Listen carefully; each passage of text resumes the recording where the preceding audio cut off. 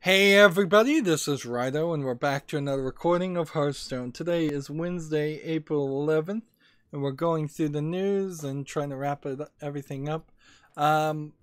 It'd be nice if I get one victory and destroy 2 minions. Of course, I will destroy 2 minions almost certainly in the next game, but one victory would be nice too. Let's try something different. We've been playing Murloc all day. Let's try Custom Hunter. I don't even know if that's a deck on my European account that's designed to win or not, but we'll see. Trying to just burn through all the news as much as I can. Once I'm done with the daily quest, I'm just going to wrap it up so I can rest my voice, since I spent some extra hours streaming yesterday and that wore my voice a little bit. PC Gamer has an article, unlock new gear in Far Cry 5's live event Arcade Dawn. I really don't care about Far Cry 5 or its live events, but that's happening for anybody anybody that's interested in that. Gamma Sutra has an article, Ninja Theory pledges charitable donation based on Hellblade Xbox One sales because Hellblade Suna Sacrifice is coming. It's Suna, S-E-N-U-A's apostrophe S Sacrifice. I've been calling it Sasuna Sacrifice a lot of times. It's coming to Xbox One. It's been, I think, a PC and PlayStation exclusive, timed exclusive. So now that it's on a new platform, they're saying they're pledged to donate as much as $50,000 to the organization Mental Health America, provided the game sells at least 100,000 copies in its first week on Xbox One. So the way this sentence is phrased, and I'm going to have to go and just investigate a little bit further here, it seems to say what they're pledging to do is if it sells at least 100,000 copies, which multiply that times, I believe it'll sell for a little bit less than $60. So we're not talking 6 million, but let's say $4 million. If they make $4 million gross on all of profit, they will pay some amount, but not guaranteed to be the amount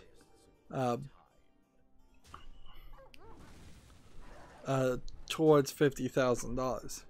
So you might actually need to sell 200 or 300,000 copies in the first week to get up to that 50,000. So let's scroll down and see if that's really what they're saying.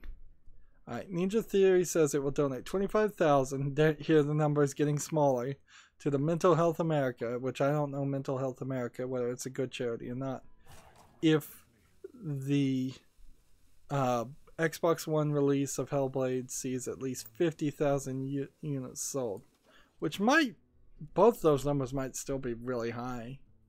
It's not like Hellblade was a big seller. It may have been a critically acclaimed, well-made game, but I didn't hear a lot of regular people wanting to play that game.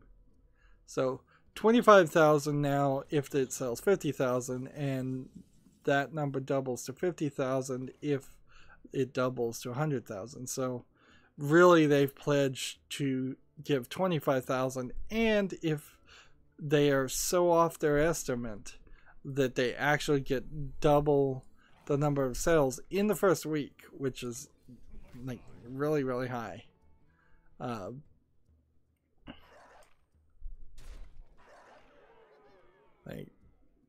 If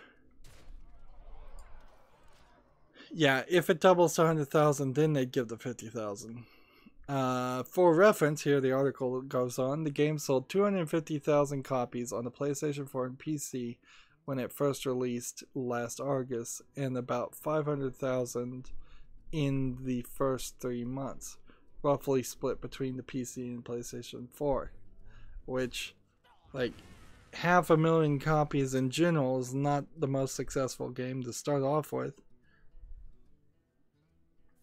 There were some slight bugs with Hellblade too that needed to be patched out, so I think I would be safe to buy that game and play it now. But I don't think I really would have been if I played it the day it came out.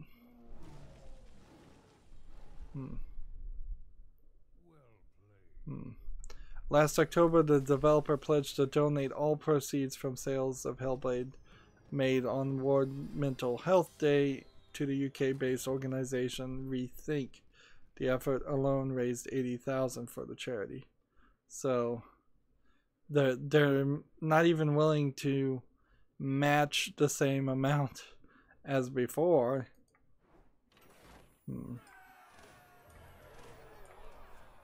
So yeah, I always say in situations like this, investigate your charity and donate the money yourself. Don't let companies get tax write-offs, because that's what all this is Ninja Theory may actually be doing something that they want to support and think is nice, but they're also getting tax write-offs for that potential $50,000 that they donate. Whatever they actually donate will be a tax write-off.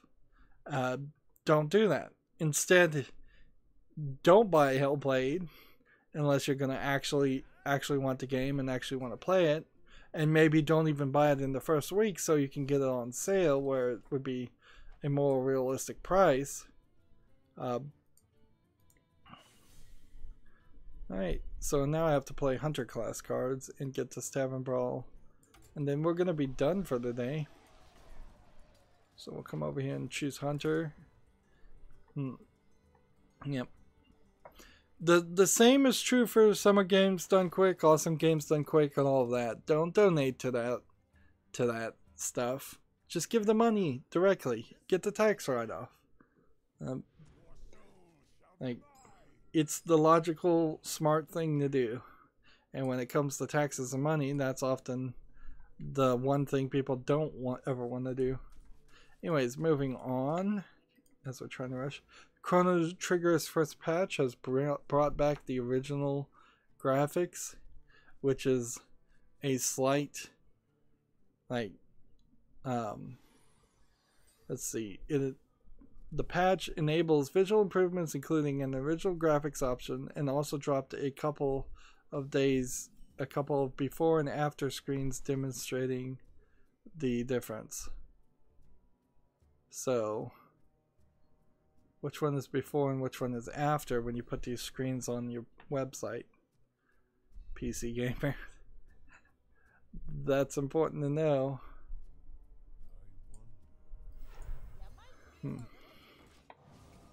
Alright, well, looking at these pictures, the images on the left look smoothed out, where the images on the right look like they're the original pixelated version.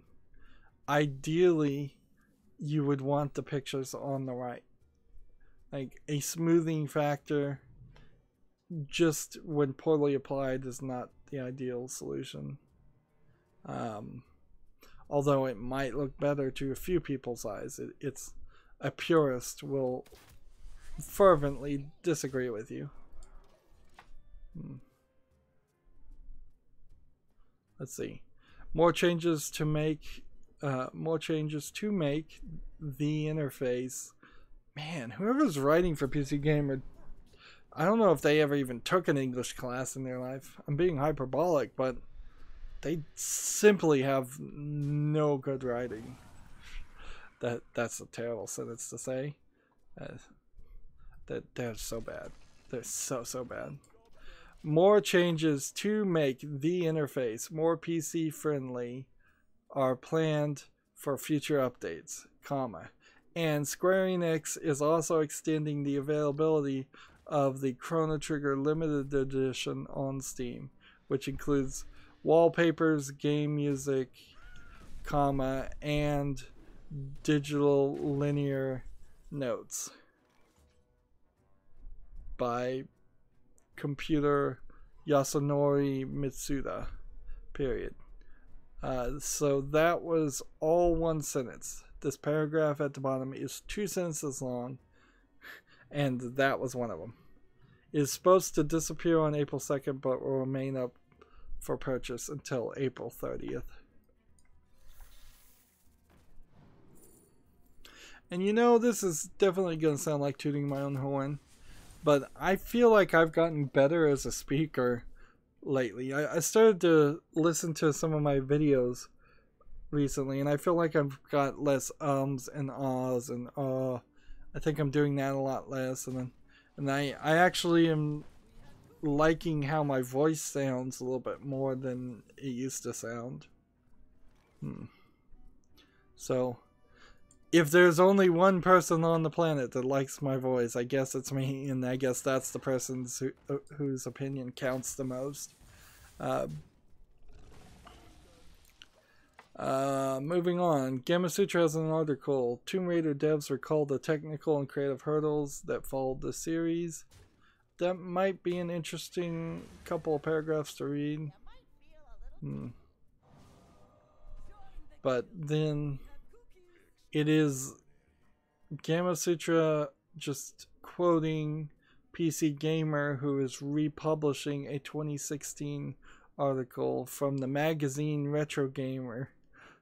It's like, seriously, how many different hands is this article going to pass through just to have an excuse? And you're already too late because the Tomb Raider movie is happened. If anybody knew was going to be interested in buying or playing Tomb Raider, that has come and gone. And the whole remasters and remakes of the first 3 Tomb Raider games turned out to not be an authorized attempt. So, like, this is kind of a pointless article to bring up now, and it's usually pointless to bring up an old article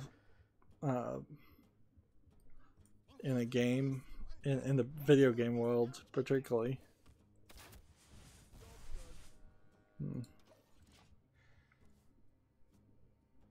Let's see. PC Gamer has an article, Masters of Anima, A-N-I-M-A, an action real-time strategy about a guy who wants to get married, is out today. Let's watch this trailer. Like, not a lot of games gonna get announced until E3, so this looks interesting.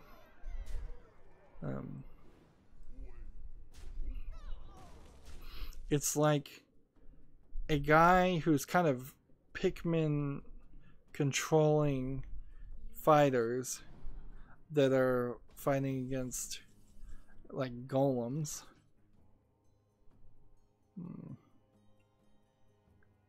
Masters of Anima is out today on Steam for $20. Looks like it has some upgrade things, and yeah, it's a real-time strategy game. I think I'm willing to give this one a try, or at least another look. Masters of Anima looks like it could be an interesting, potentially interesting game. Let's see.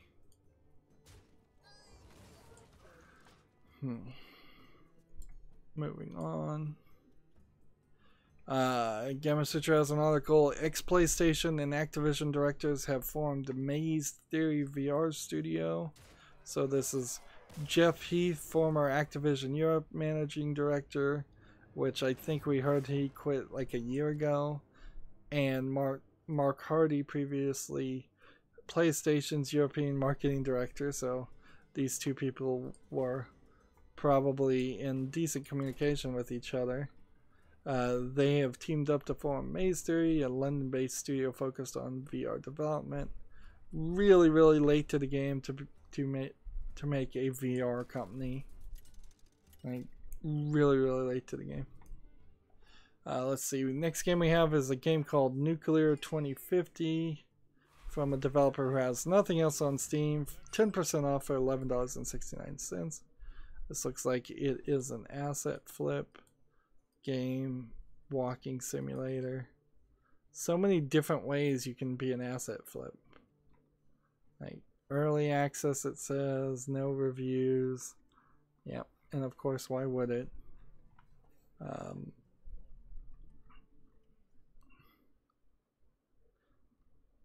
So yeah, let's close that. This one, keep that one and get rid of that one. Let's see, I probably don't care about this story, but PC Gamer has an article called Meet the Dark Souls Detective Uncovering Lothric's Cut Content. Lance McDonald is reimagining what could have been. So it seems like he might have a YouTube channel where he's trying to restore cut content. So he's got a video here that says Bloodborne cut content restored, 5 deleted characters and enemies. And so this is Bloodborne stuff. So he's going into the files and bringing in models that were left in it, I assume. So apparently there was going to be a crawling girl character with like your standard Japanese creepy. It's an adult woman with long black hair in a gray flowing dress. It seems like they were gonna crawl on the ground and reach out and grab you and crawl to you relatively slowly. I think from what I understand the story of Bloodborne that may be thematically appropriate to have had a character like that.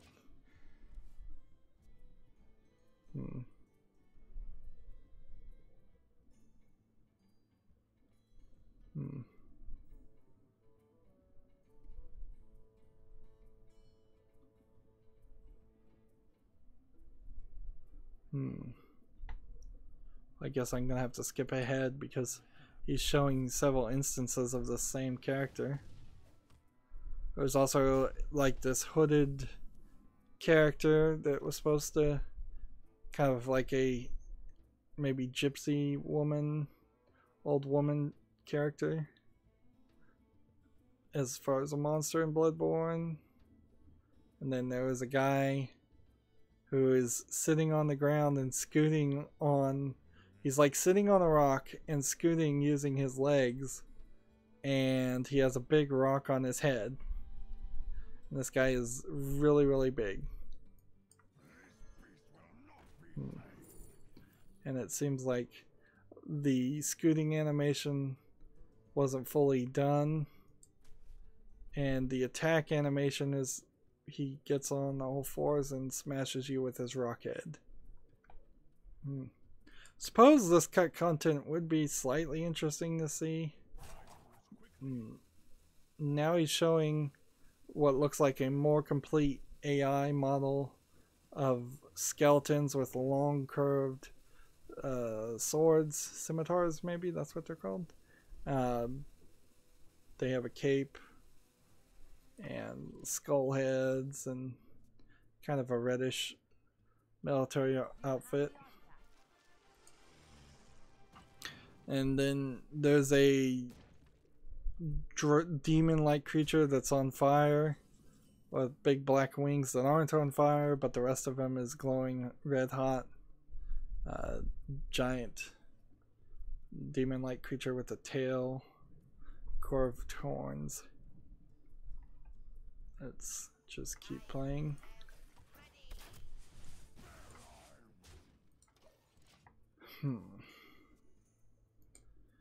Probably this video would be more interesting with sound.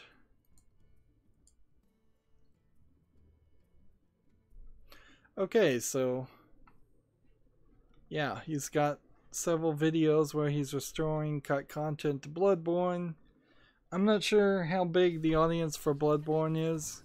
I mean, it's probably like slightly one step below Dark Souls, but I think a lot of people that went to Bloodborne have gone back to Dark Souls since then.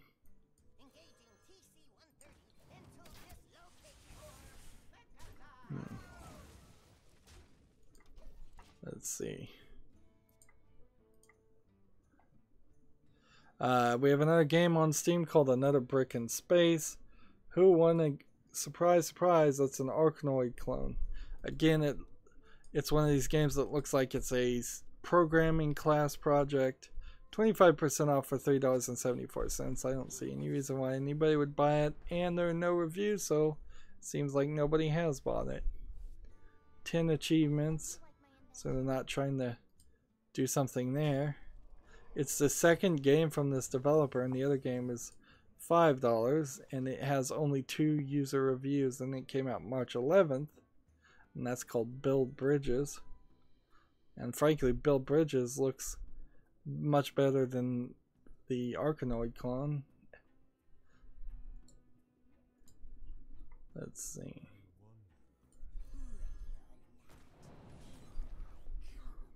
Can I freeze anybody? Give a friendly minion stealth until next turn.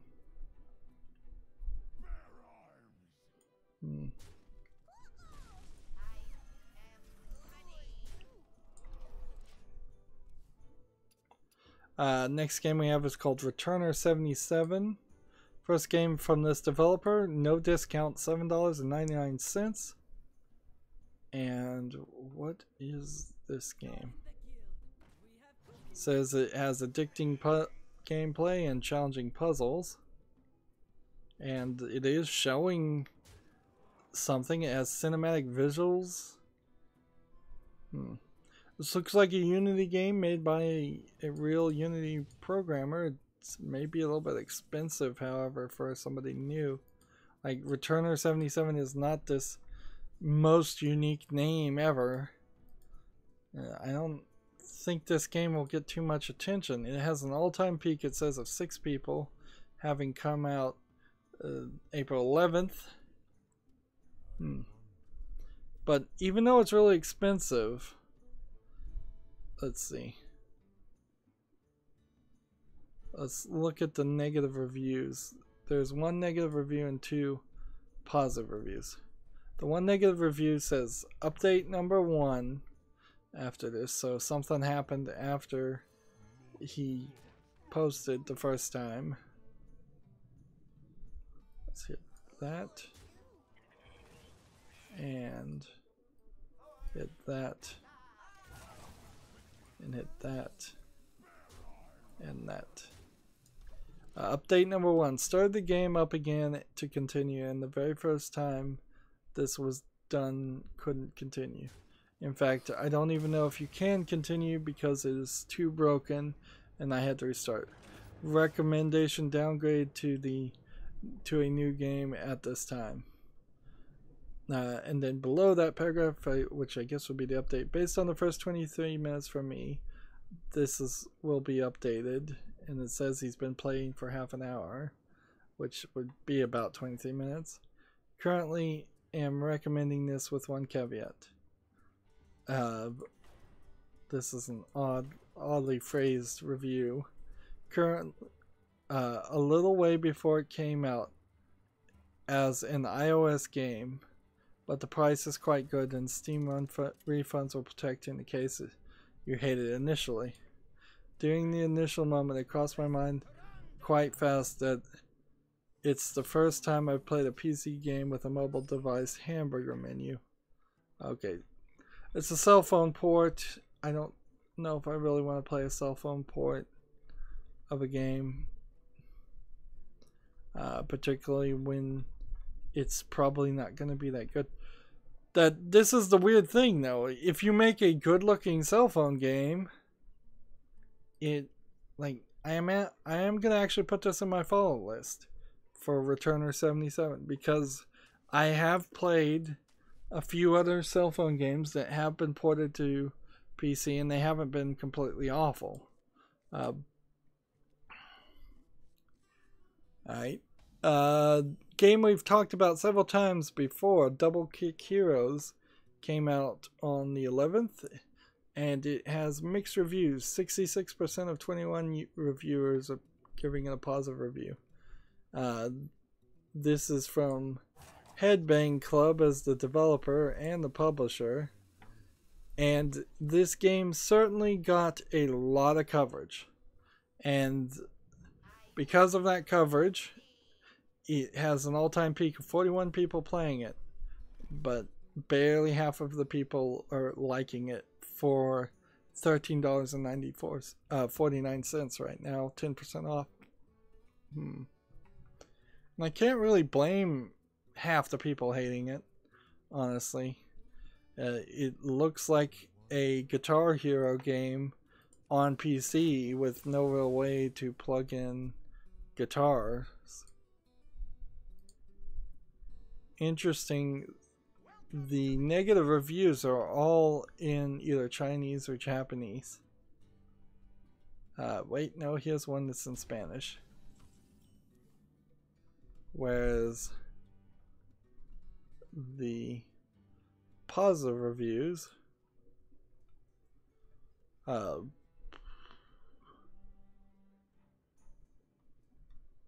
well, switch it back to just my language so I can look at the positive reviews. And like, my thought here is that maybe there'd be something in the positive reviews that would catch my attention.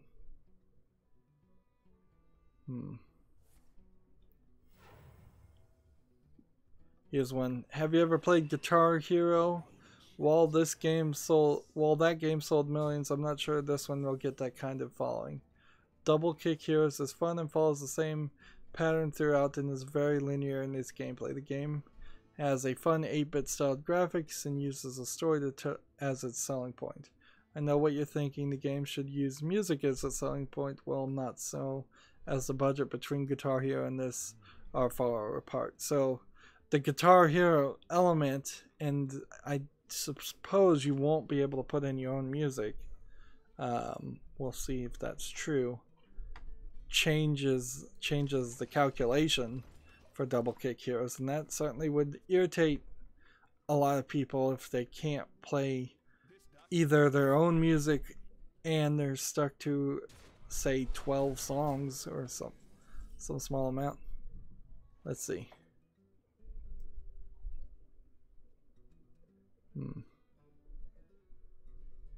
It says you can import whatever track you want and design your own level and share it with your friends with the editor.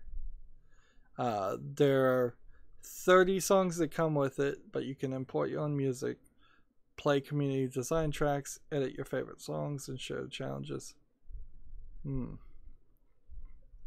But I still really don't know why this would be the replacement to Guitar Hero. Like, if there is going to ever be a replacement to Guitar Hero, or if there really is even a desire. Here, there's a Day of the Tentacle reference in the background of one of these games, one of the areas. I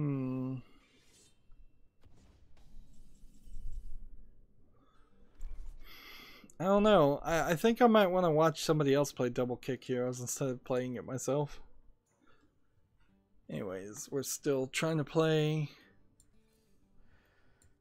hunter things and get victories. Gematsu's next article is Yokai Watch 4 has been announced for the Switch. So Yokai Watch Shadow Side characters to appear. Which I guess it's been a while since I've seen anything about Yokai Watch, so it does seem like the kids may have slightly grown up. In comparison, I guess, though, Digimon, I think, only went 1 or 2 seasons before it kind of drastically aged the characters. The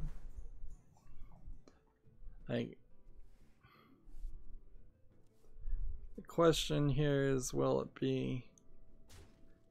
It'll launch in Japan in 2018. Will it come to the West? Probably not, if I was to guess.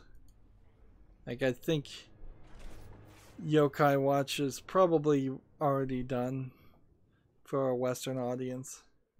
Kids have grown up and they've moved on. Still trying to play hunter cards, still trying to destroy minions, still trying to get a random victory. and then we'll be done. A game called Sinner Sacrifice for Redemption has been delayed to Q3, and it's coming to the Switch. What is it? Was it originally gonna? It was previously announced to come for the PlayStation 4, Xbox One, PC, and Mac. It was going to cost $18.99, and support for English language, Spanish, German, French, simplified Chinese, traditional Chinese, Japanese, Korean, Portuguese, and Russian. So they certainly were planning for a worldwide release. Like, you don't do all that work unless you're gonna bring it to the West. What was this game though that it got pushed back? Or what is this game now that it's pushed back?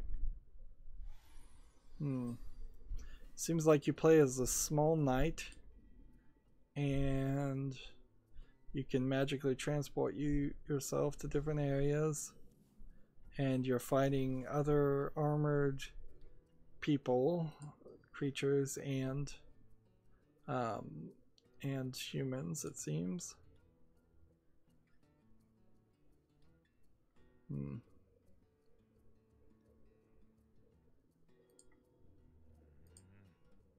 Yeah, this kind of looks like it's trying to be Dark Souls without any of the budget to be Dark Souls. So I guess again I'd like to get some more information. We'll wait till this game comes, has like a Steam account. I'm gonna end up putting a lot of things on my Steam follow list, and then I'll probably never get around to actually looking at them. PC Gamer has an article: FTC warns companies warranty void if removed stickers are potentially illegal. The FTC is cracking down on questionable warranty provisions, including the use of stickers that must remain intact. There's an argument on both sides. There's a lot of people who think they can fix things and don't have anywhere close to the skill to fix things, particularly smaller technology as things get smaller and smaller, and as things become pretty much impossible to fix without spending way too much money and way too much time. So scaring off a few people by hiding screws or putting them under a sticker might be a good idea in those instances. There's also a lot of people that actually do have the skill to fix things, but they don't quite have enough experience to fix things. So they could have fixed it, but they are really flipping a coin on whether they will or won't.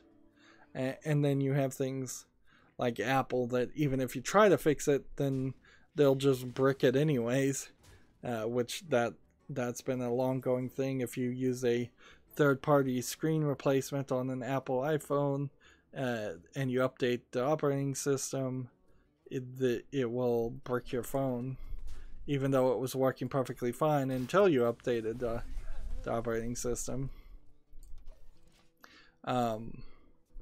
It's kind of nice, however, for the FTC to do anything ever right now that would be pro-consumer. So I can't really decry any negativity on this story. And in general, just getting rid of those stories is probably, those stickers is probably a good idea. Like, the thing that's the bigger issue is there are in other countries a minimum amount of warranty that you have to give for products. So I believe in Australia you have like a minimum of 30 days warranty and or no questions asked refund type things, type warranties that just you're legally required to honor. Where in the United States you can easily sell a product and say there's no warranty at all.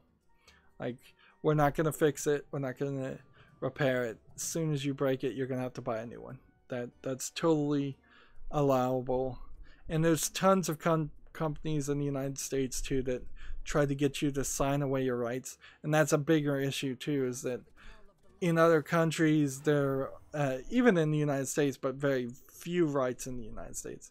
In other countries, it is very much the law that you can't sign away certain rights, regardless of what you want to do, and you can't make contracts or arbitration agreements. The right to a fair trial is certainly subverted with arbitration agreements, which should be illegal. But that's getting into more of a political rant of video games. PC Gamer has another article. Fallout Sims Settlements mod add-on introduces disaster scenarios. So if you're playing the Fallout 4 Sim Settlements mod, it's been updated. I don't know particularly why you would be doing that. We already talked about that.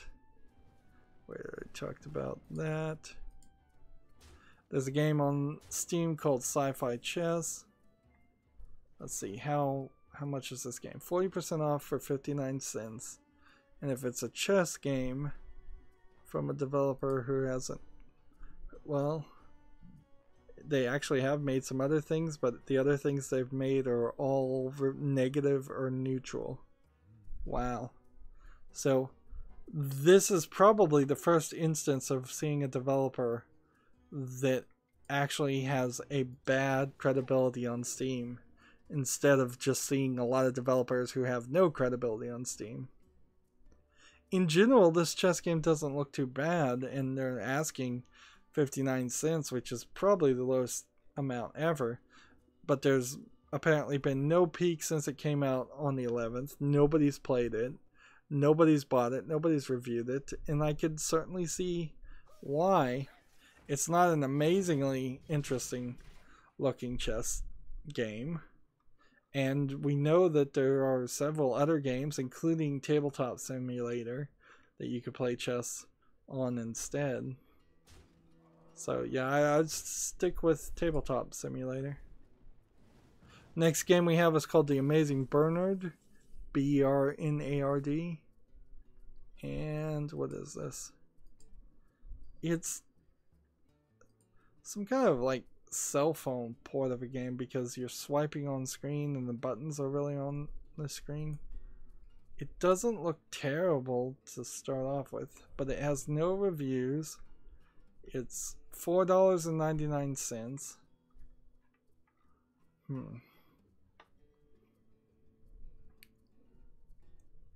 Have any more hunter cards to play?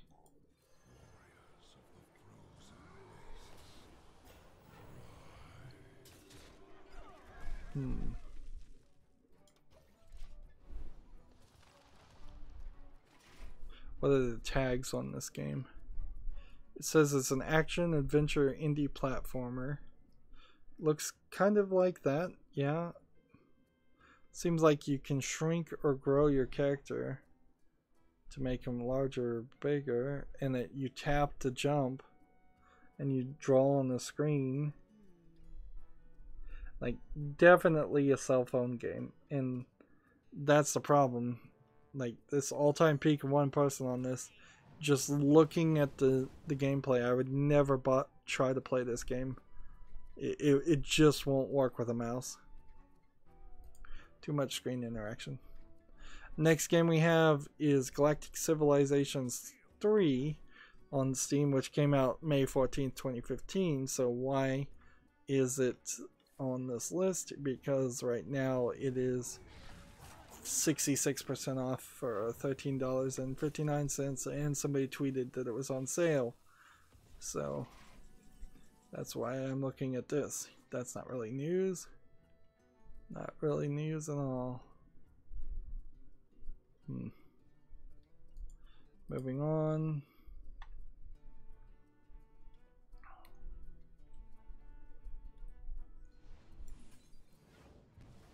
Killed this.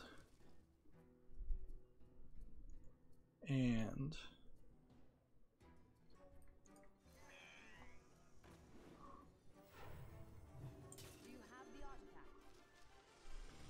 play that.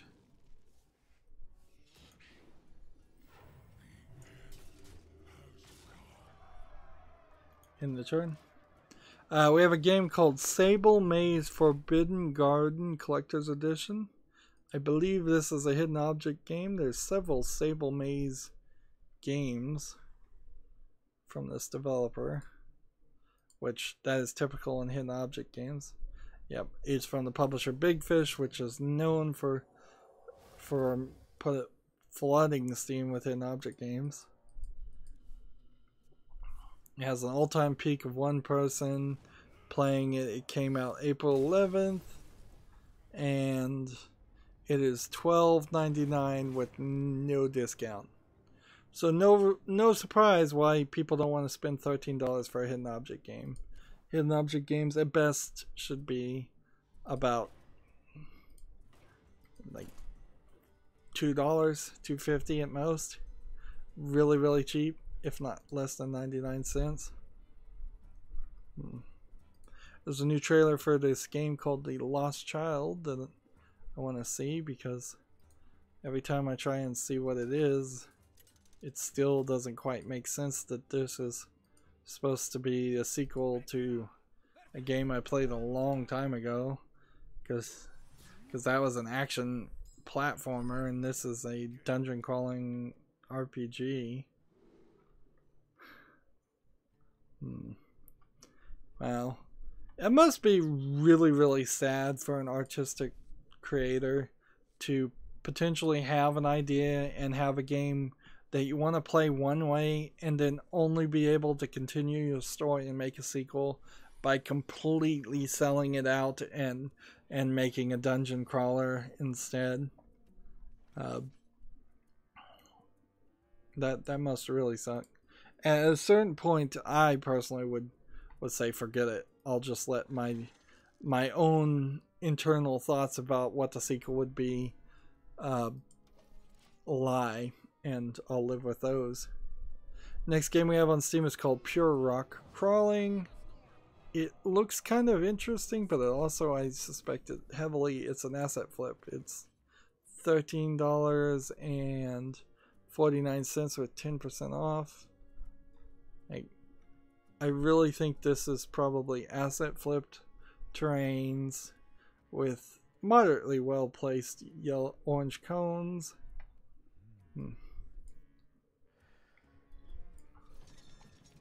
Let's see.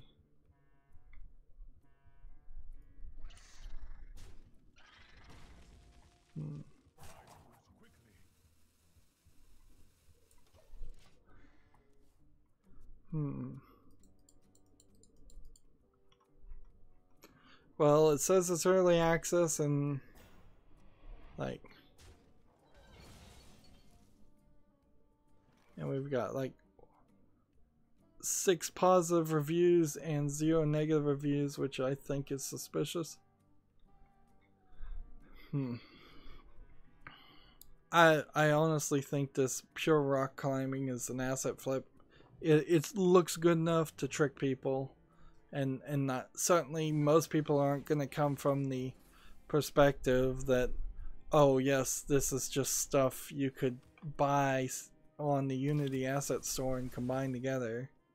But yeah, that's what it looks like. Next, we have an article from Gamatsu. Deathmark coming to the Xbox One. An experience-developed horror adventure adds another platform. Deathmark was first launched for the PS Vita in Japan on June 2017, followed by the PS4 in January 2018, and is coming to the Switch in June 2018. June 28th. It will also come to the Xbox One. The question, I suppose, is any of this coming to the West? It's labeled as a visual novel horror. Yeah, I bet it doesn't come to the West because it's not coming to PC. But it certainly shows an interesting market choice for a Japanese company to say, we're not going to make a PC version, but we will make an Xbox One version. And we're probably not going to bring it to the West, but we're still going to make an Xbox One version. I don't believe for a second that Xbox One is growing in popularity in Japan. That would be rather too much to believe.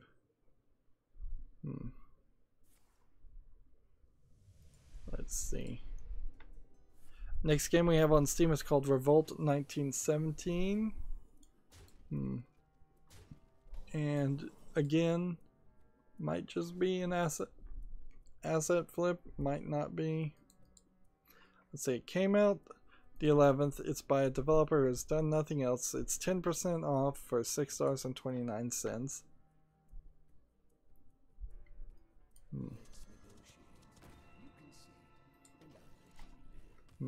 No reviews.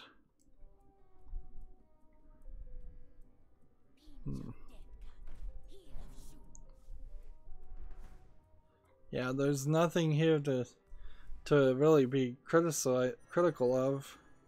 It just looks like this is probably an old style asset flip for like World War I and II, and because those assets don't get flipped as much, it's easy to overlook that. And to be fair, it does have an interface in the lower left hand corner according to the screenshots, but just doesn't look that good. It just doesn't look that good. Not enough to risk that much money on a new game that, by the way, is only single player.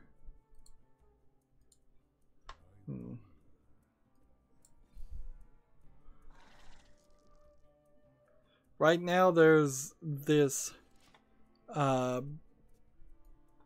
convention, now that PAX is over, called Res 2018, and it is at Tobacco Dock, London, which that's an interesting name for a city, Tobacco Dock.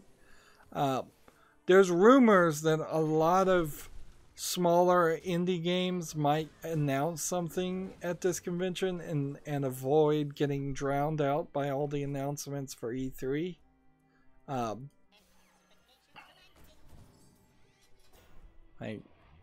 There's rumors that that's going to happen. I don't know if actually that is what's going to happen. And it would be best to not delve into rumors until it happens. Next game we have on Steam is Archery Kings VR. We already saw this developer with Baseball Kings VR, and it kind of interests me just a little bit. Like, again, if you wanted to be a professional archer and you wanted to practice when it was raining and or for other reasons you couldn't go outside, and you had a really big room so you're not swinging your arms left and right, hitting the walls or furniture or things, like, this might be an interesting game to play. It looks moderately good. They're using pretty much the same artistic style and probably the same assets to make Archery Kings VR as they did Baseball Kings, so I imagine what they did is they cross-developed 5 or 6 different sports games and then broke them up to sell them. They all are early access, and this one is $14.99. So it's really a difficult thing to purchase and play, because you'd have to have an HTC Vive and be willing to spend $15, but it still might be your best investment on the Vive. There's not a lot of opportunities. Like, we still haven't gotten that random win, but we're slowly getting the other quests done. We already talked about that game. We already talked about that game. Man, do I open up the same page multiple times. Let's see. Unity is opening up this center of innovation to help game developers in Malaysia. This is a Gamma Sutra article. So that's nice. More video game developers from a wide variety of places in the world helps strengthen the video game industry. So, because then the video game industry won't all be centered around groupthink of people from California or in Montreal, Quebec, or in Japan, which is probably the three main centers of ideas for video games. And heck, even if video game development was banned in Montreal, Quebec, if you have Malaysia making games too, that would be really good. And they may make different games that hopefully we'll like. Hopefully they're not just a bunch of asset flips and terrible games. Not that I have any reason to assume they would be. In PC gamers, apparently mandatory quest to write something that will almost certainly irritate me. They have an article that says elite women gamers team up to destroy online bullies and abusers in CSGO. If you have a problem and if no one else can help, if you can find them, maybe you can hire the bully hunters. This seems like the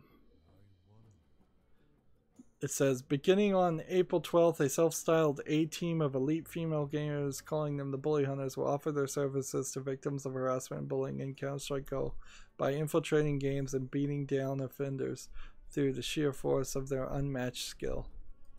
This is interesting, but I think this is also fake, too. Like, if you are really, really good at Counter-Strike Go, are you getting paid to do this?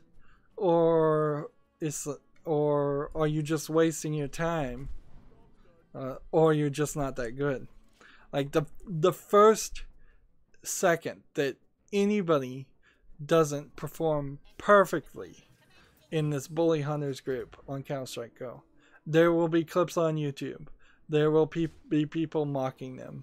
There will be there will be the exact opposite of what they want. And meanwhile, as a gamer who doesn't want bullying on any game, but also don't want other people defining, redefining, and deciding who is a bully and calling gamers bullies in general, I can't really support every action of this group. Or any action of this group. So I'm just gonna sit back and wait for this to blow up in their face. Like, there's no way this ends in good actions. And I feel like PC Gamer is writing this article because of their own agenda. Apparently this has high profile supporters, including Twitch streamer Zombie Unicorn, so I could see maybe this will get Zombie Unicorn more views, but it may also just get her harassed. Like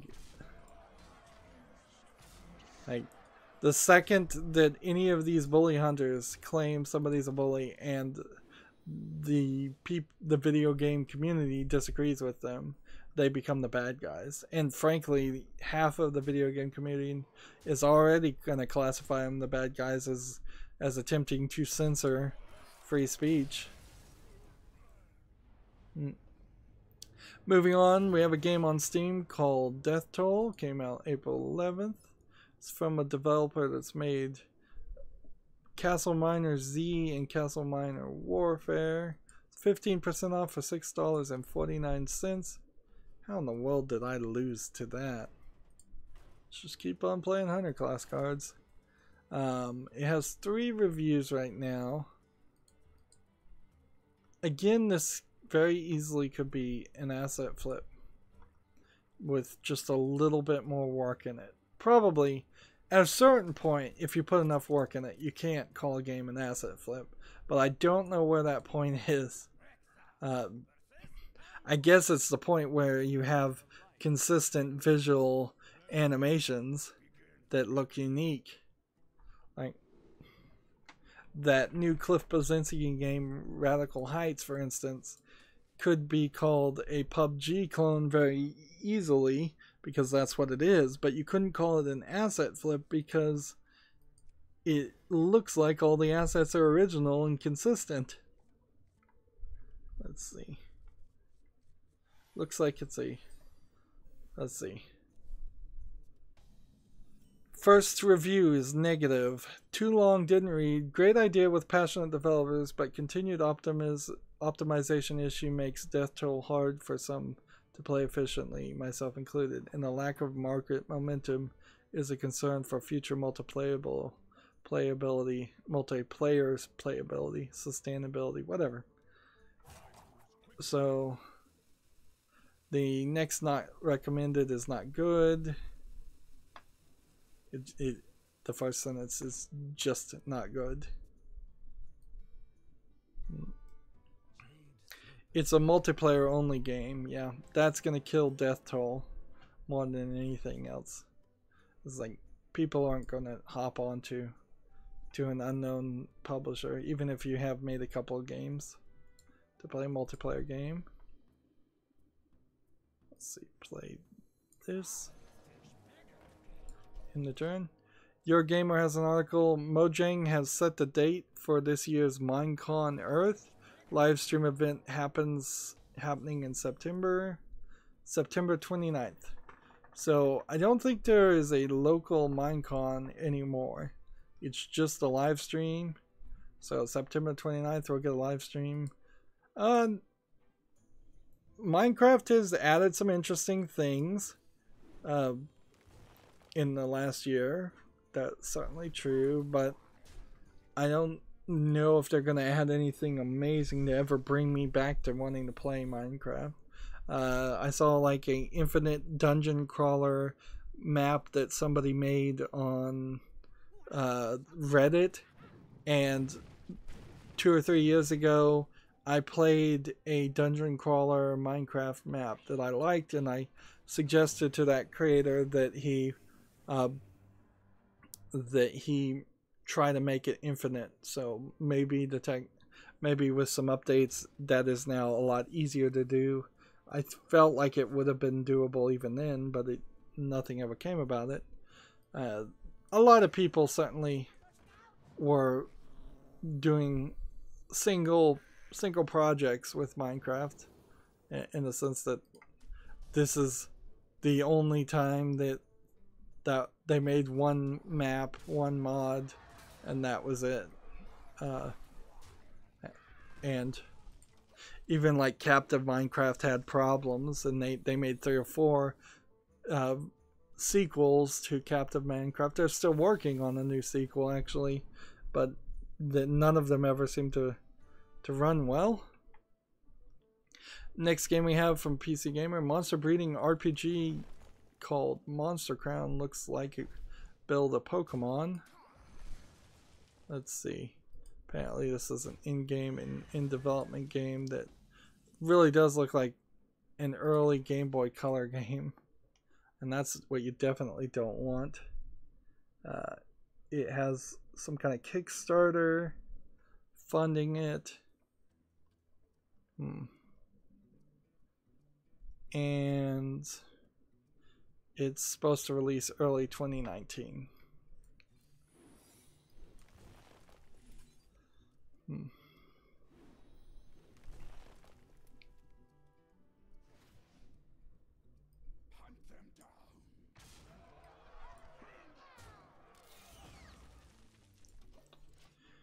Yep. I can't for the life of me think that anybody would be interested in a new Pokemon now that Pokemon is so deeply invested, and without the backing of somebody like Nintendo to pay for a cartoon to advertise that to kids, like that's going to be an issue too.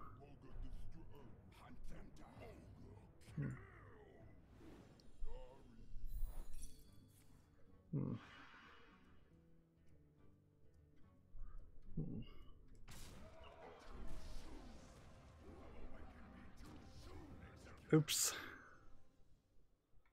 Well, now I'm gonna die. Moving on. Next bit of... PC Gamer has an article, solve lovely looking puzzles as a pen and paper samurai in Inked. When is this coming out? It has a Steam page. It's coming out April 26th. Jeez. Yeah, if they would just cover games that are coming out in the next 30 days instead of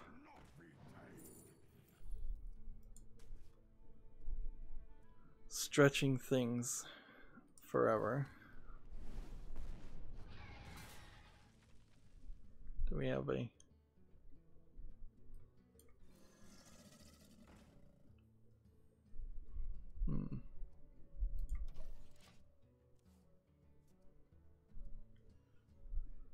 Alright, next thing we have is Gamatsu article, record of the Grand Crest War, game details war command system, and the Fantasia Union characters.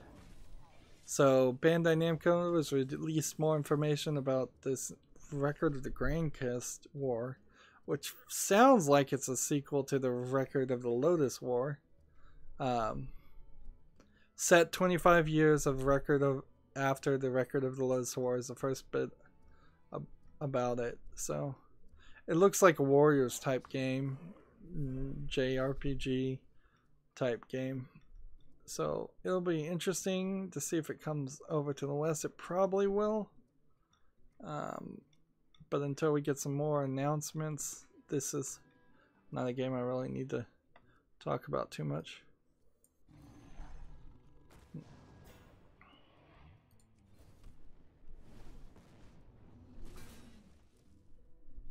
Let's see. Go ahead and kill this one. And in the turn. A lot of characters. Yeah, finally at the bottom. Record of the Grand Crest War is due out on the PlayStation 4 in Japan on June 14th. So, if it does well in Japan, it very possibly will come out to the West. It's a big enough name for that to happen. PC Gamer has another article. A last minute bug is likely why Windows 10 Spring Connect Creators Update isn't out yet. Who cares? Like, literally, who cares about Windows updates come out? This. And this. And this.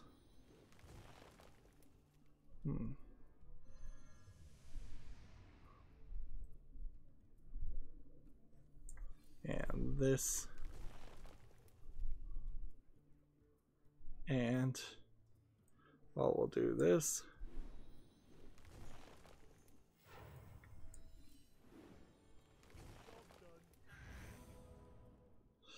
Yeah, that's gonna save the day. So the only real thing I guess I need to take from this is that my computer's gonna reboot at some point. PC Gamer has another article. AMD and Microsoft both released patches to protect against Spectre. Be on the lookout for updated BIOS releases for your motherboard manufacturers. For me, that probably isn't. I don't think I have any AMD or Microsoft drivers that would get updated, but maybe. PC Gamer has another article. Man, it was that they really just tweeted articles all day. Drake teases a Fortnite rap, but only if Epic gives him a Hotline Bling emote. So Drake is doing things. Not news. Apparently YouTube is got a VR creators lab that people can sign up for. Probably not me, though. Finally destroyed 25 minions. Have yet to actually get a victory. And it is kind of important to actually get a victory it's not so much as important to play the hunter cards. Gamasutra has a weekly jobs roundup, Bad Robot, Pocket Gems, and more hiring. So, Torn Banner Studios in Ontario, Canada is hiring for a senior game programmer. Digital Extremes is looking for a game designer in Ontario. Bad Robot is looking for a creative director. Interesting that Bad Robot is trying to make video games, because Bad Robot is a TV publishing company. So apparently they're maybe trying to expand, or there's two Bad Robots out there. Anyways, they're looking for a creative director for design. That's in Santa Monica, California. Shiny Shoe is looking for a project manager in San Francisco, California. And Pocket Gems is looking for a senior 3D character artist in San Francisco, California. I want to go to Bad Robot's website, though.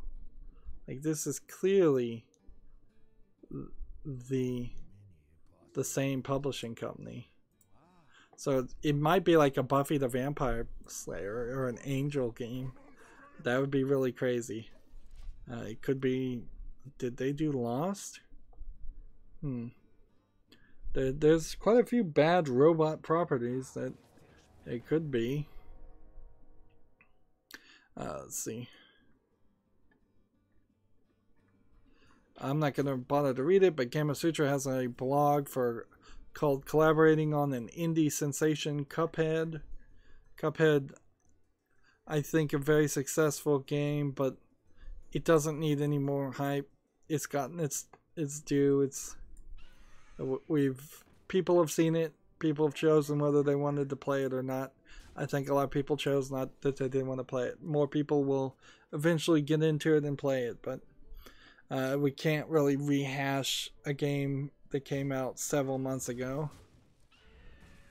PC Gamer has an article, Accidentally Saved the World in a Classical Adventure Game called Unforeseen Incidences, with a multi-tool and a dream. The thing, it looks animated in a very weird style. Weird enough that I can't directly say if it's actually good animation or not. And it's coming out spring 8, 2018, so it doesn't really matter. So we'll get some more information about Unforeseen Incidences. This is just another one of these PC Gamer articles about games that we can't do anything with.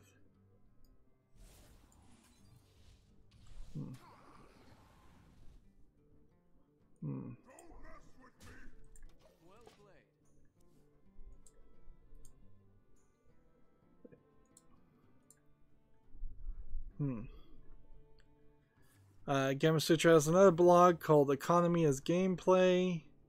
Derivative economy is one of the chapters labels. I never really liked games that had massive economics in them. Some of those trading games that were on PC, just not my bag. Definitely not my bag.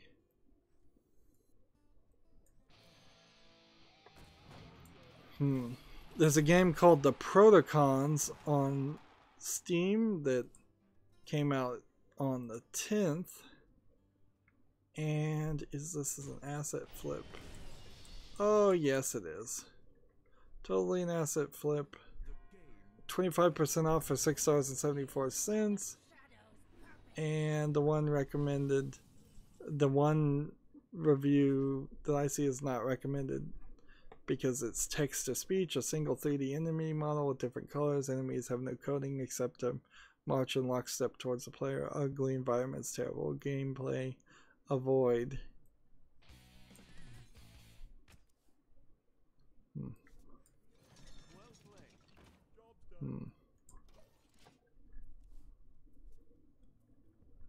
And then there's one fake positive review, I'm almost certain, for this game, the Protocons, which seems like an asset flip. Only game by this developer on Steam. Gematsu has an article called Moonlighter launches on PS4, Xbox One, and PC on May 29th. Merge Games to publish a physical edition. Moonlighter is the game where you play as a dungeon crawler and a shopkeeper, which seems like it's a little too much activity.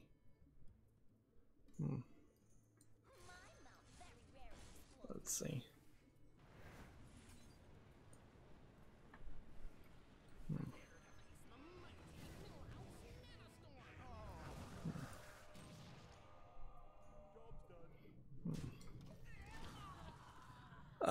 Yeah, I've seen a lot about Moonlighter, so I'm pretty sure it'll get some coverage.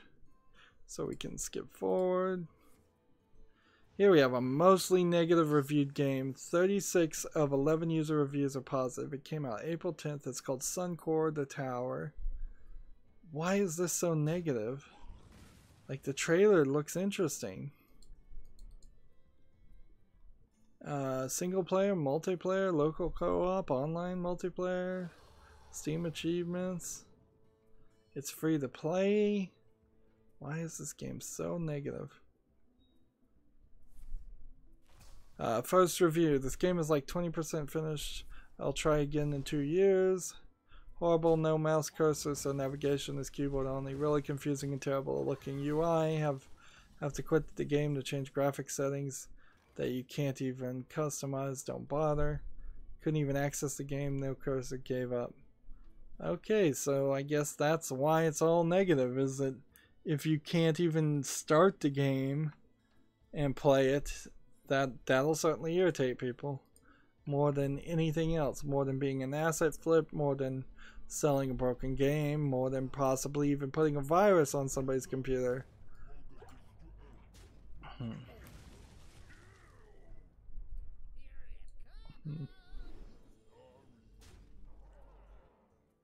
Let's end the turn. Next game we have is called Deployment. It's very positive. 99% of 140 user reviews are positive. How do you get such a high review when it came out on April 10th? Like, first of all, why is it so many reviews in the first place? We've never seen 140 in 2 days.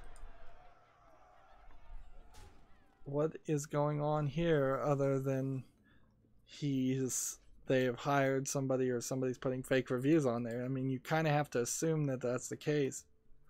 There's been an all-time peak of 57 people playing this multiplayer only game. 10% off for $11.69. And it just kind of looks like it's a top-down shooter with lasers.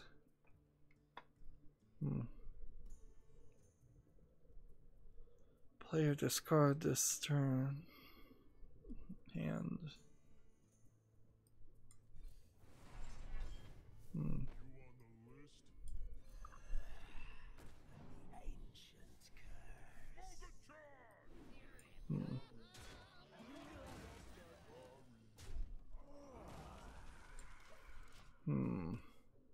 Why is this game so positive? There's only one negative, so they must be deleting negative comments, but I don't think they should be allowed to do that. The one negative comment says, I feel it's unfair to leave a negative review just because of my own performance issues running this game, even though it baffles me as to why my system would struggle holding a consistent frames per second. That is totally fair. Like, your review is your experience. If there's something wrong with your computer, it's very possible that my experience with the Lego games on my computer is rather unique. I know other people are having it, but other people may very well not be having any problems with the Lego games.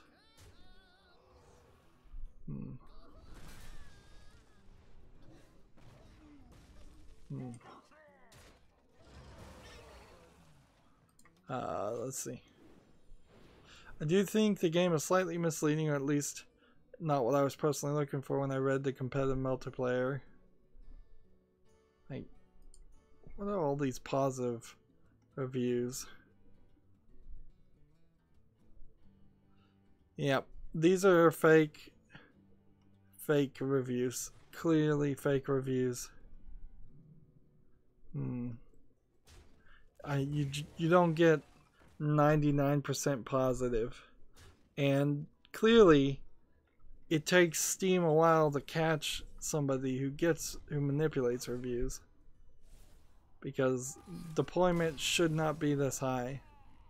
Like, even if they do have a Discord server and a Reddit, which apparently they do, it shouldn't be this highly rated. This game does not look that good. Interesting. That's the first example I think I've seen of actual manipulation. How are we on classes, by the way? Like, I'm still trying to just play hunter cards and get one victory. Being allowed to get random cards makes it hard to do this tavern brawl and succeed. Let's see. Tragic Master says Raven Hype. Hey, Tragic. Next game we have is Confederate Express. It's from a developer that's made nothing else. No discount, $9.99. And I think this will be our last game.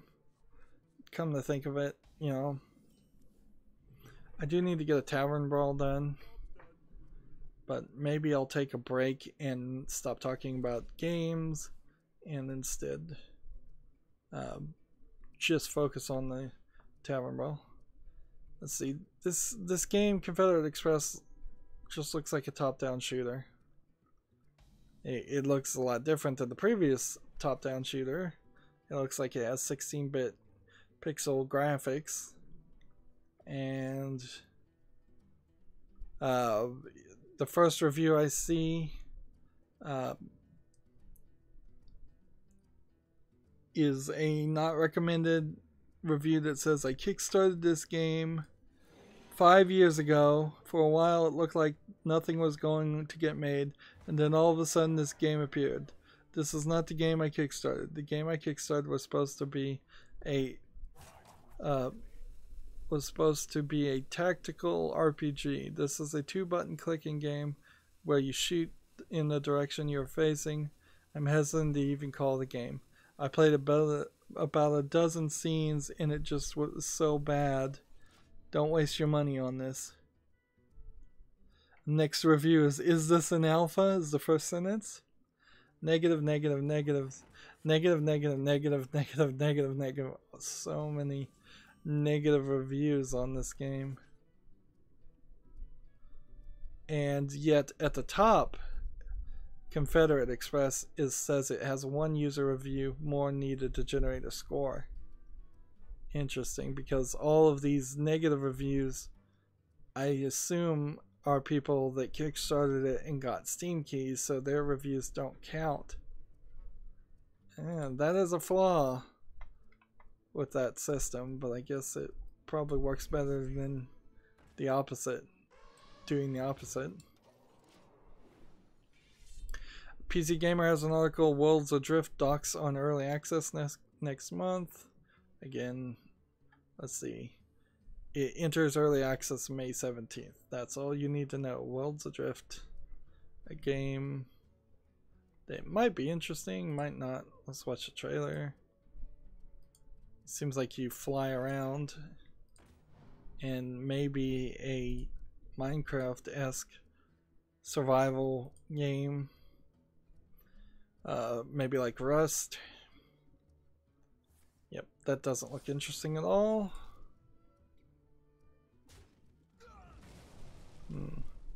Gamasutra has an article that called Take a Gander at How the Very First Arcade Games Were Advertised. And then they link over to the Video Game History Foundation's website to see like all the pictures of advertisements, and it's pretty impossible to deny that there wasn't some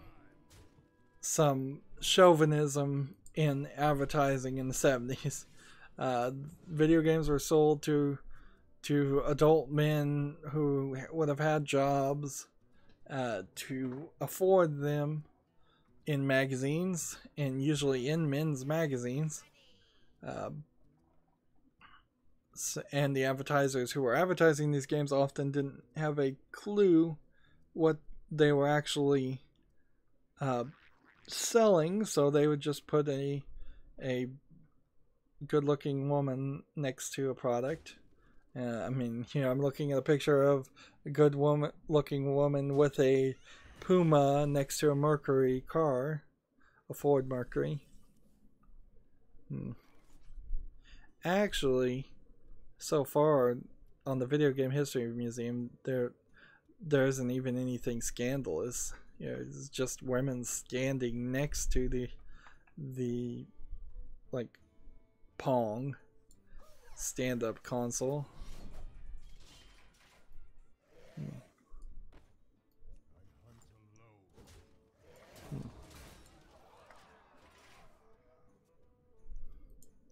There were a few Sega advertisements later on in the 80s. PC Gamer has an article I don't want to read because it's just going to irritate me. It's let's discuss Far Cry 5's boring, cult, and pointless ending. I did watch the different endings for Far Cry 5. Seems like it was the ending you probably were going to get anyways. It's kind of the ending you always get in every Far Cry game, and with the exception of some interesting characters in the previous Far Cry games, the organizations of the bad guys have always been boring, as best as I can tell. I think a lot of this simply people got it in their head that Ubisoft was going to attack the middle of the United States, middle America, red state America, and call them all like Bible thumping lunatics, and that was just never going to happen. They were going to play it safe. They were going to try and get as many sales as possible to make as much money as possible, and they were going to make a pretty boring Far Cry 5 just for the fact that Far Cry Primal wasn't too long ago. They haven't had enough time to do anything that interesting or write any kind of story, and Far Cry has no intention on writing any kind of interesting story. The PC Gamer also has an article, find the best Star Wars board game for you. This is probably part of their new board game series, so I'm going to start running into a bunch of articles about them talking about board games, which is not interesting me at all. We already talked about that game.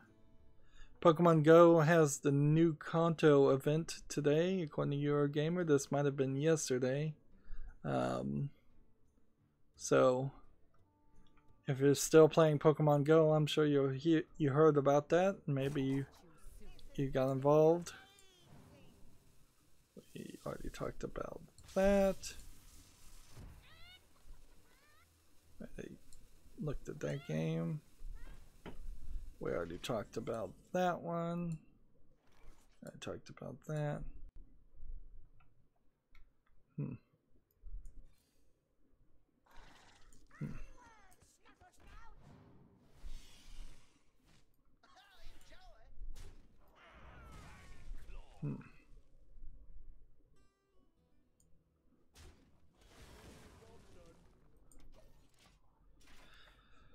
Gametsu has an article, Compile Heart launches virtual YouTuber Leheart, L-L-E-H-E-A-R-T.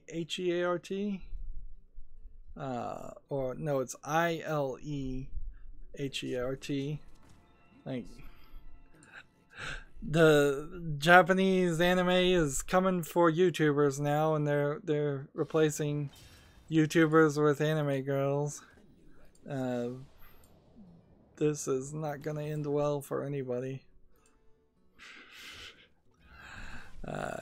Moving on. Overkill's The Walking Dead Maya has a trailer, or the trailer is the Maya trailer. The second of 4 playable characters. Overkill is not Telltale Games, so they're making a realistic looking Walking Dead game that might be more story based, but it's also going to be a cooperative first person shooter, so I guess it's going to be closer to... It would be closer to Left 4 Dead, and I'm not sure I specifically want to play a Left 4 Dead game that looks as realistic as this does. It seems like that's asking quite a bit. Yeah.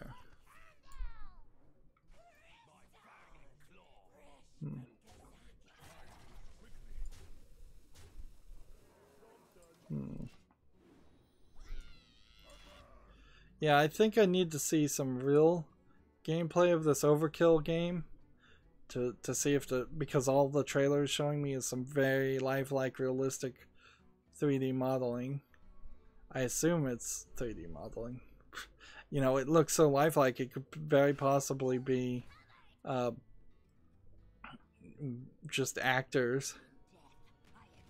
I do want to get around eventually to playing Left 4 Dead and just kind of covering it. It's going to be weird playing it so late after it's come out and playing it with random people almost certainly. But yeah, I own it. I own all the Valve games, so I know it's there. We have somebody on the chat called Rydo, and he's like, that's M-I-D-O. He's like, who are you talking to, dude?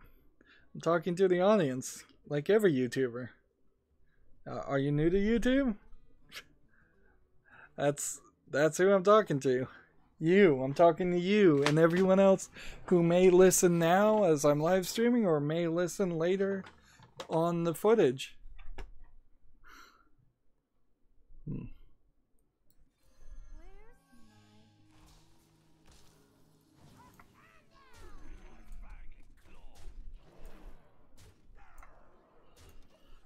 Next article we have, as far as the video game news that I'm covering right now, is from Eurogamer. Square Enix adds the original style visuals to the lambasted Chrono Trigger port. I already talked about this. I guess it's a good first step to fix Chrono Trigger. Next game that came out recently on Steam is A Penny for Some Motivation. Came out April 10th, has no reviews. It looks awful.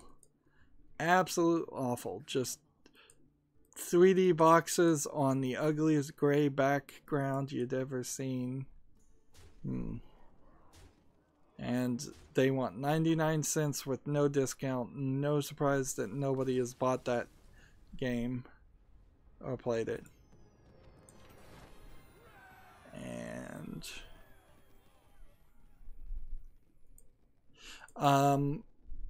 I did want to mention again that the missed 25-year anniversary Kickstarter is here, and after looking at the free gifts and just how expensive the gifts would be to back that Kickstarter, which is now fully funded,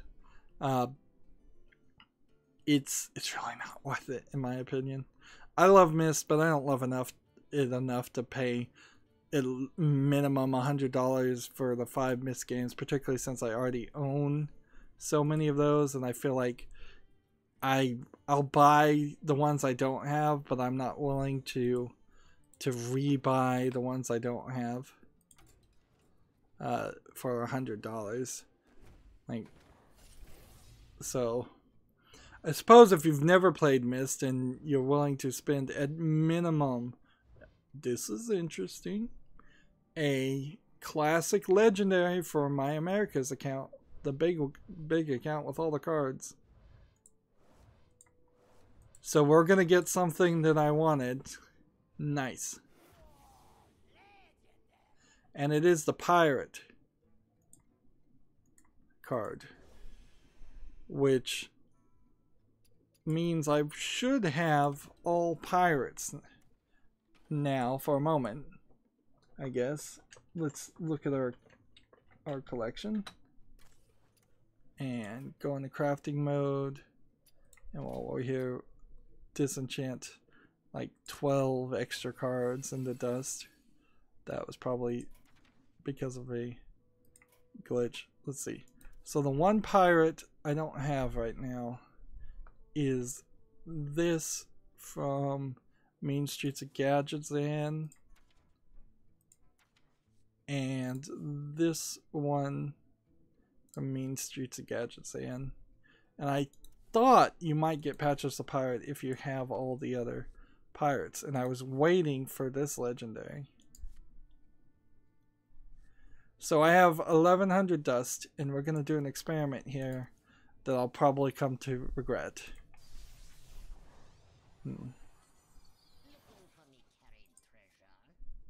Like, at one time, Patches the Pirate I thought was a reward card, but I guess they changed it, so it isn't anymore.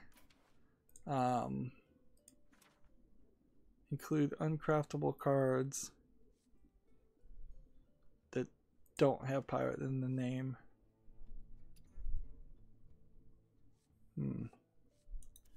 Because Old Murkai was a reward card at one point, and I thought maybe this was Captain's Parrot was the one that you got as a reward card. Well, I still have some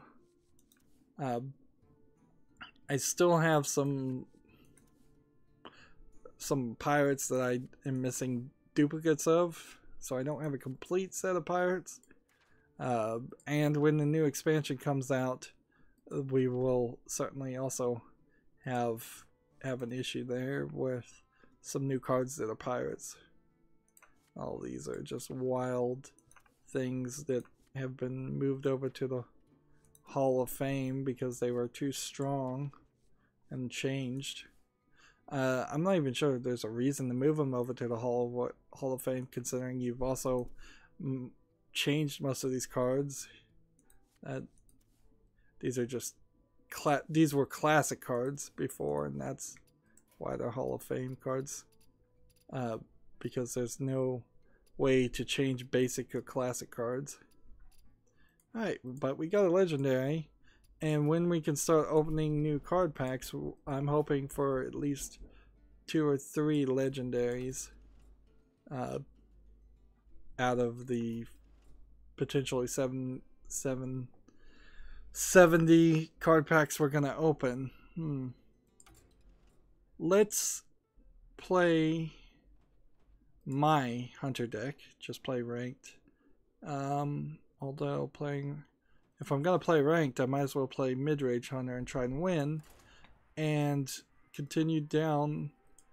I've got a ton of news for Friday to still cover. Lots of games that I haven't finished talking about. That should be fine. Yeah, I don't see any reason why that should be a real problem, other than we'll just have a long Friday stream, which is fine.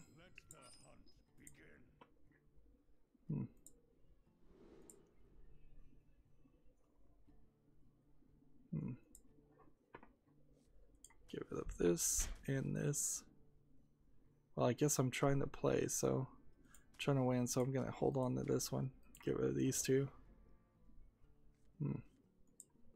Trying to close as many things that I know I've already talked about and get to the Humble Bundle website, which is my marker on Chrome to say I've gone as far as I needed to go.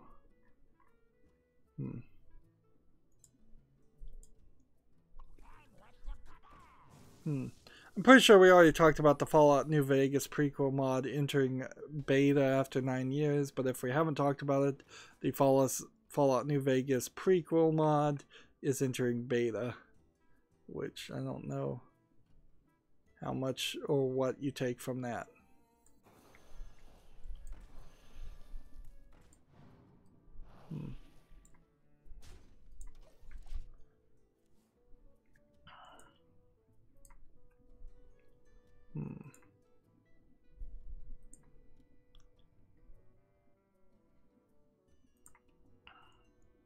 Wow, there's so many games. So many games.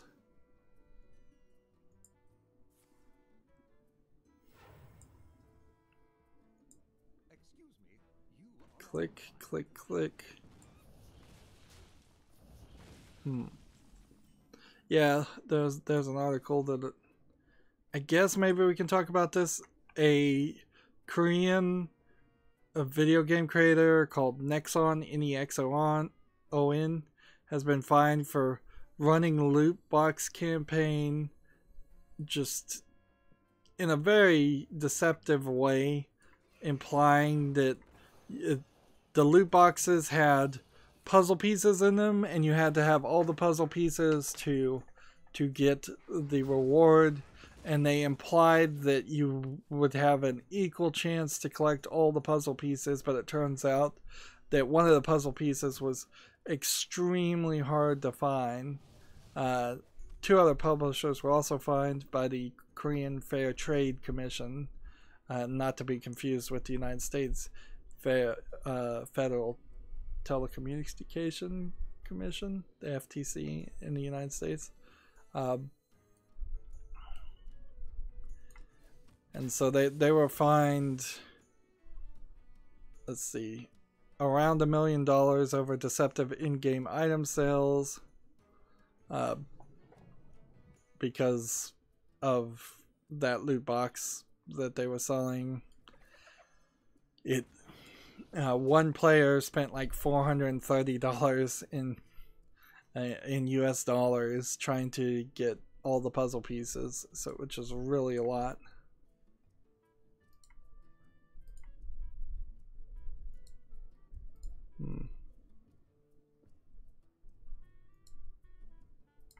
I'm slowly hitting the point where I can't even go any further.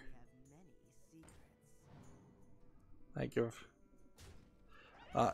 there's literally 2 tabs left on my top bar for Chrome, so I could not have gone two more tabs and gotten to the Humble Indie Bundle, which the Humble Store, which would have sucked certainly. Let's do this and this. Seriously. The Humble Store has the strategy bundle now, so if you pay $1, you'll get a Steam key for Dungeon of the Endless, Endless Space Collection, Planetary Annihilation Titans, Company of Heroes 2, Whole Whale and Dolphin Conversion Charity Patreon pack or something.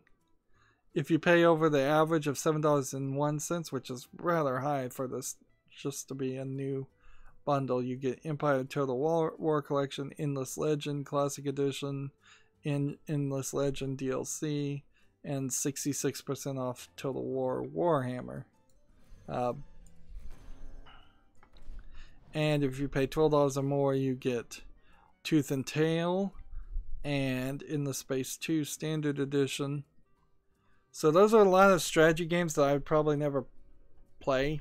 Maybe Tooth and Tail, the weird mouse one, might catch my attention. But again, if anybody has some duplicate Steam codes and they want to direct message those to me on Twitter, I will certainly take games and cover them if you really, really want me to cover them. But I'm not super. Strategy games are long and hard to cover on YouTube. A little bit harder.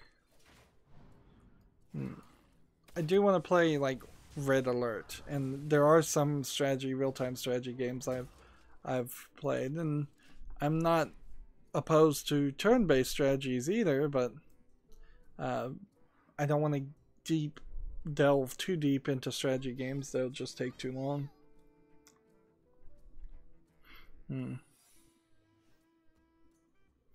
Alright, looking back at the chat, Mido said basic tragic, besides Tragic Master, who said Raven Height in the last message was 3 hours ago. Am I missing something?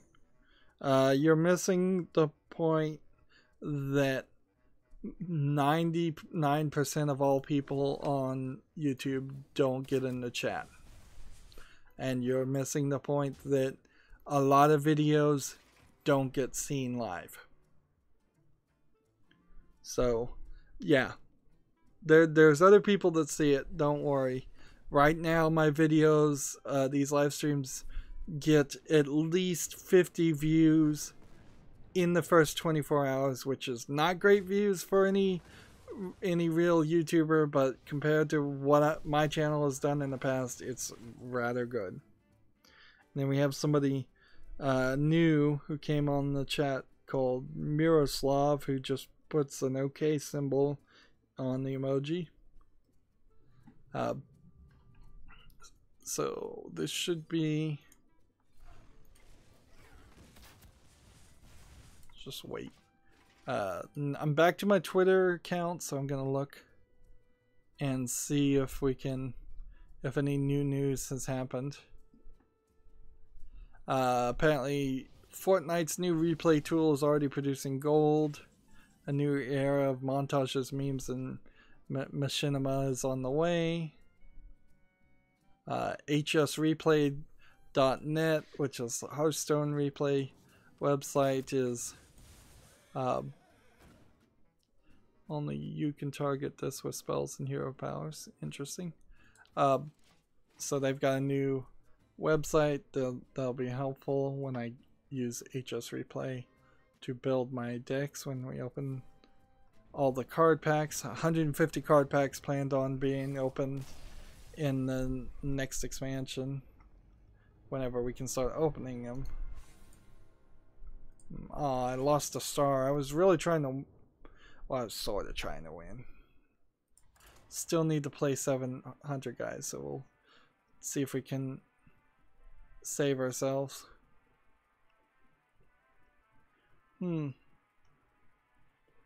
I doubt any real big news is going to happen before E3.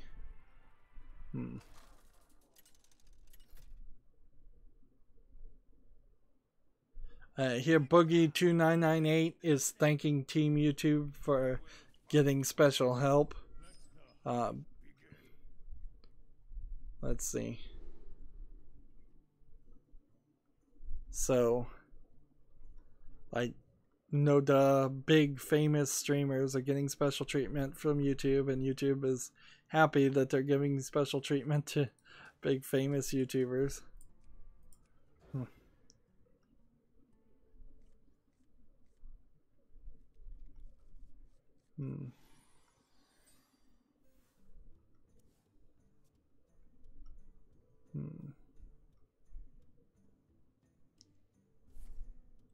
Destiny 2's next expansion, Warmind, is coming in May.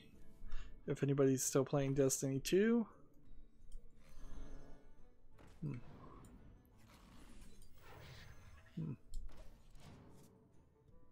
Should have played this, actually, but whatever.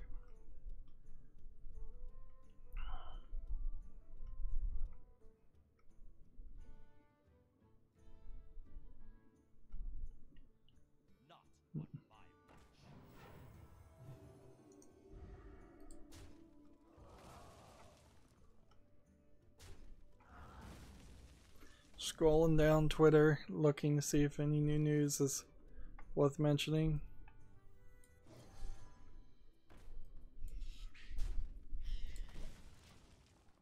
Like, a bunch of old games are coming to backward compatibility for the Xbox One. It'll be very interesting to see if anybody actually tries to go back and play things like Morrowind, and doesn't immediately realize how much of a frustration that would be.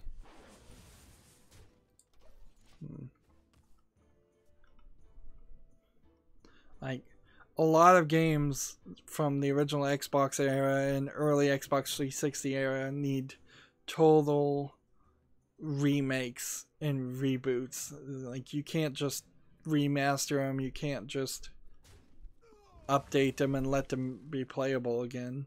There's not as much nostalgia for that generation as there is for the 8-bit generation and 16-bit generation of NES, Super NES, Sega time. And similarly, there's not that much nostalgia also for games that came out before the NES, the Ataris and such, because those games were so bad.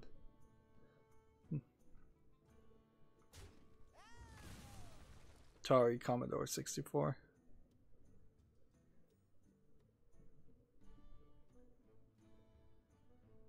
Ben Brode has been quoted here. Ben Brode is the guy who runs Hearthstone.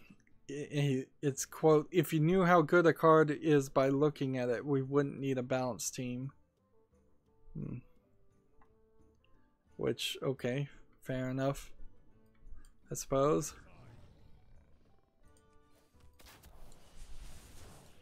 Warcraft 3 goes widescreen in the new update. That's interesting.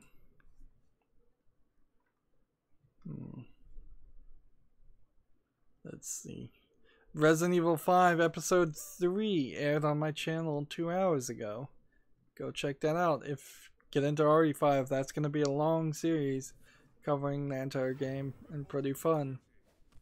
Like, one of the games that I don't end up hating by the time I'm done, which there was a long run there for a couple months of every single game turning out to be rather frustrating. Gearbox Software is looking for an experienced level designer to help entertain the world. If you're interested, they have a job listing on their Twitter.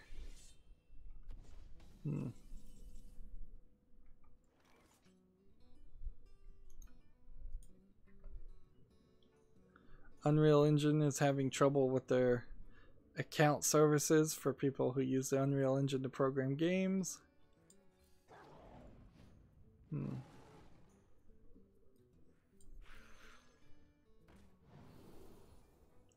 Let's see. Wind Fury or Taunt.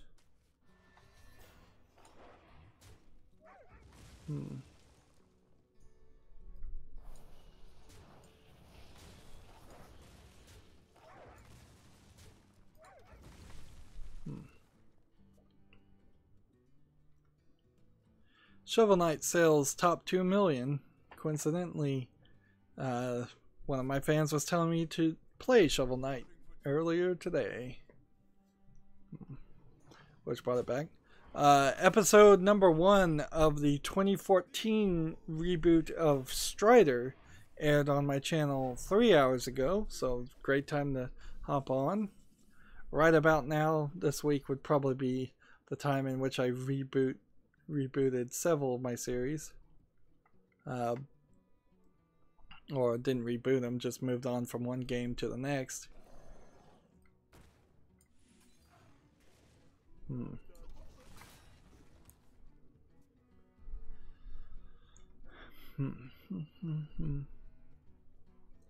Scrolling down Twitter, so much news.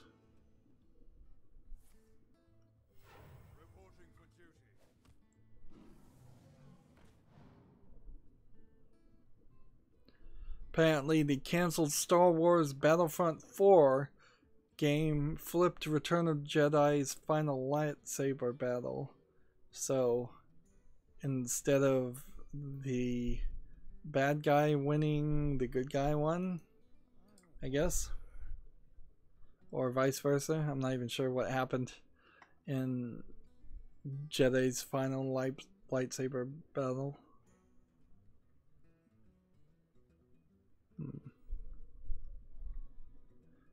Yeah, somebody would have to tell me who were the two people fighting with the lightsabers at the end of Jedi. Was it Luke and the Emperor or somebody else?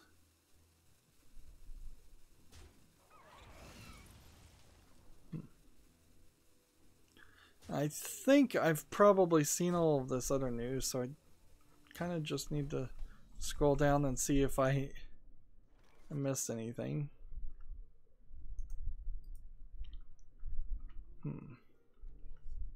Twitter is getting worse and worse about just show me the information in chronological order. Quit pulling a Facebook and just give me the info in chronological order.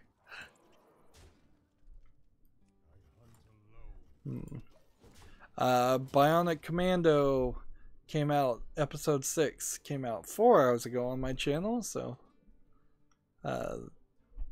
that's one kind of worth looking at also. It's an interesting game considering it's a remake of a game that I really had never heard of before, and they're trying to do something. They were trying to do something cool and new with it, and they kind of half finished that concept and half didn't finish that concept by the time they were done with the game.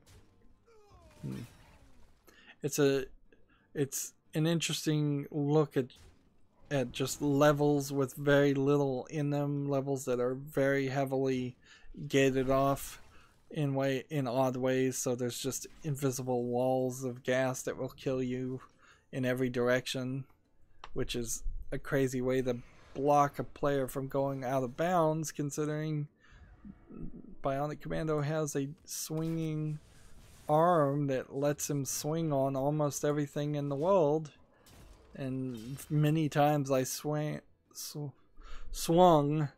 right out of bounds and killed myself because the game doesn't even do a good job of telling you what the bounds are.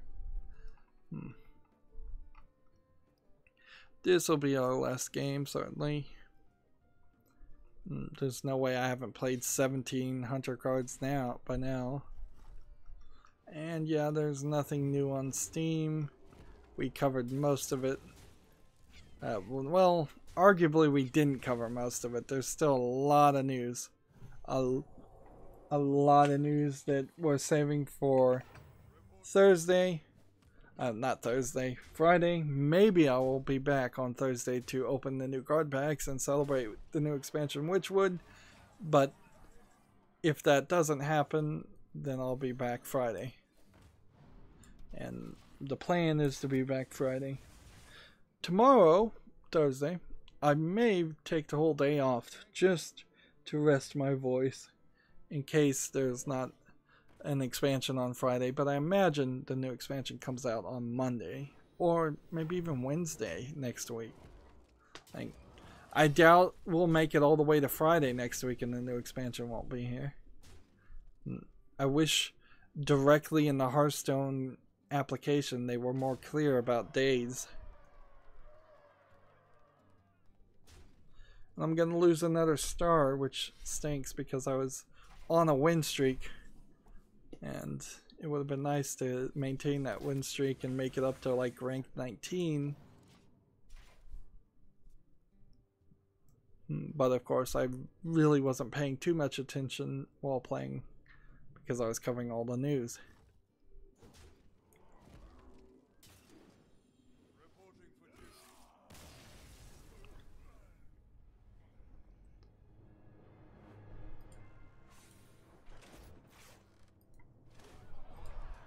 There we go. So, all the daily quests done, all the tavern brawls done for the Americas, the European, and the Asian account. We are good and set. Could be as early, I guess, as midnight, so I'll come back on midnight and see if I can open these cards, but I doubt it. I doubt it's going to happen today. That's it for this stream. As always, I ask you to like, share, subscribe, comment, and watch every second of my videos. When you subscribe, click that notification bell, even if you don't think you need to. If you want a friend or follow me on Facebook, Twitter, Tumblr, Google+, Steam, or Battle.net, all of those links are down below in the description box.